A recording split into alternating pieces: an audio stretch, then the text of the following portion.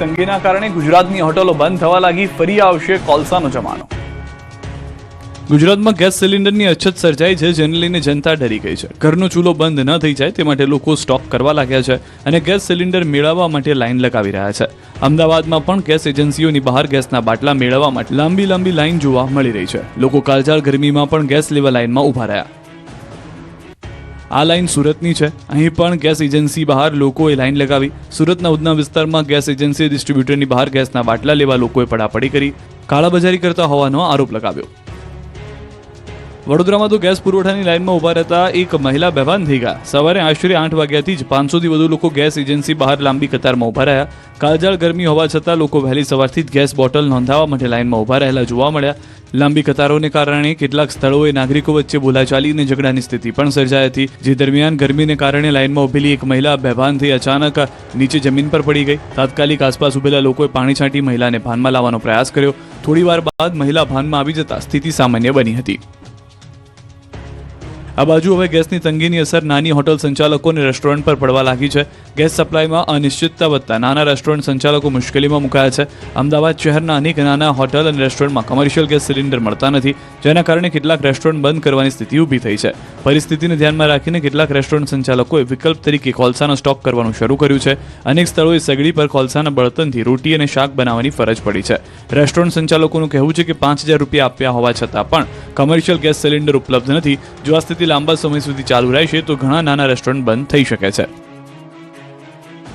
આ બાજુ કમર્શિયલ ગેસની સંભવિત અછતથી હોસ્ટેલમાં મેસ ચલાવતા કોન્ટ્રાક્ટરોમાં ચિંતા વધી છે। અમદાવાદની એલડી એન્જિનિયરિંગ કોલેજની મેસમાં રોજના લગભગ 100 થી 150 વિદ્યાર્થીઓ જમે છે, ત્યારે દર મહિને અંદાજે 45 થી 50 ગેસ સિલિન્ડરનો વપરાશ થાય છે।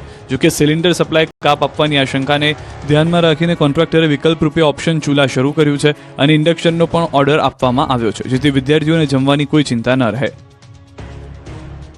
વાત સુરતની કરીએ તો ગેસની અછત સર્જાતા હોટલ સંચાલકોએ સંકટમાં મુકાઈ ગયા છે। દક્ષિણ ગુજરાતમાં ખાણીપીણીની લારી તેમજ હાઈવે પરની હોટલ બંધ થઈ જાય તેવી પરિસ્થિતિનું નિર્માણ થયું છે। હાલ લગ્નની સિઝન પણ ચાલી રહી છે, એવામાં લગ્ન પ્રસંગના ઓર્ડર લેવામાં આવ્યા છે, પણ ગેસ ન મળતા ગેસ એજન્સીને ધક્કા ખાવા પડી રહ્યા છે। બીજી તરફ પલસાણા તાલુકાના કડોદરા વિસ્તારમાં ગેસનો કાળો બજાર કરનારા ઊંચો ભાવ ગેસનું વેચાણ કરીને મોકાનો ફાયદો ઉઠાવતા જોવા મળી રહ્યા છે। તો સુરતીઓને હવે લોચો ખાવા નહીં મળે, ફરસાણની દુકાનમાં અસર જોવા મળી રહી છે। ગેસની અછતને લઈને સુરતના સુરતવાસીઓ ડીશમાંથી લોચો ગાયબ થઈ ગયો છે। લોચાના વેપારીઓ પાસે પણ ગેસનો પુરવઠો પૂર્ણ થઈ જતા દુકાન ચાલુ રાખવી મુશ્કેલી બની ગઈ છે। ગ્રાહક સાચવવા માટે ફરસાણના વેપારી દ્વારા તમામ ફરસાણ હોલસેલમાં લાવી દુકાનમાં વેચાણ કરી રહ્યા છે। તો ભરૂચમાં કમર્શિયલ એલપીજી ગેસ સિલિન્ડરની અછતને કારણે હોટલ વ્યવસાય પર ગંભીર અસર પડી છે। હોટલ સંચાલકોને બુકિંગ બાદ ગેસ સિલિન્ડર મેળવવા માટે લગભગ 15 દિવસ સુધી રાહ જોવી પડી રહી છે।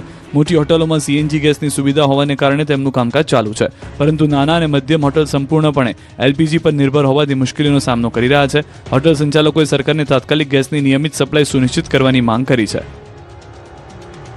વલસાડ જિલ્લામાં ઉદ્યોગો અને મોટી હોટલોમાં એલપીજી ગેસ પૂરો પાડતી એજન્સીઓ પાસે ગેસનો પુરવઠો છેલ્લા 3 દિવસથી સંપૂર્ણપણે પૂર્ણ થઈ ગયો છે। મૂળ કિંમત કરતાં પણ વધારે કિંમત ચૂકવવા છતાં ગેસના બાટલાઓ નથી મળી રહ્યા, ત્યારે ઔદ્યોગિક નગરી વાપીમાં મોટી હોટલમાં પણ હવે આવતા દિવસોમાં સમસ્યા સર્જાઈ શકે છે। હવે આવતા દિવસોમાં જો નવો પુરવઠો નહીં આવે તો ચોક્કસથી મુશ્કેલીઓનો વધારો થશે। 100 થી વધારે નાની મોટી રેસ્ટોરન્ટ અને હોટલોને તાળા લાગી જશે। વાત અરવલ્લીની કરીએ તો અહીં પણ ગેસની ચિંતા વધારે છે। હાઈવે પરની હોટલ્સમાં અસર જોવા મળી રહી છે। હોટલ્સમાં લાકડાના ચૂલા સળગાવીને નોબત આવી છે। હોટલ સંચાલકોએ મેનુની વાનગીઓમાં ઘટાડો કર્યો છે। સાઉથ ઇન્ડિયન, ચાઇનીઝ જેવી લોકોને ભાવતી વાનગીઓ બંધ કરવા હોટલ સંચાલકો મજબૂર બન્યા છે।